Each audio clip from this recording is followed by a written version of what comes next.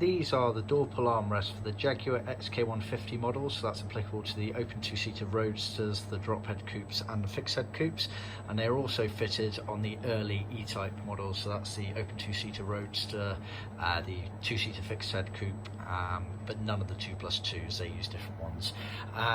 Generally on the E-type ones they were some of the very late 3.8 litre engine cars, but then the majority of the 4.2 series ones had these before they changed to a different style.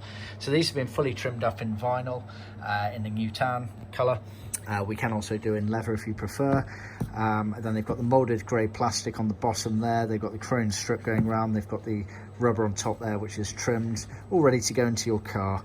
We can also supply these untrimmed if you fancy doing the job yourself. They're not the easiest things in the world to get a neat finish on, but you can have a go if you want, or you can let us do it.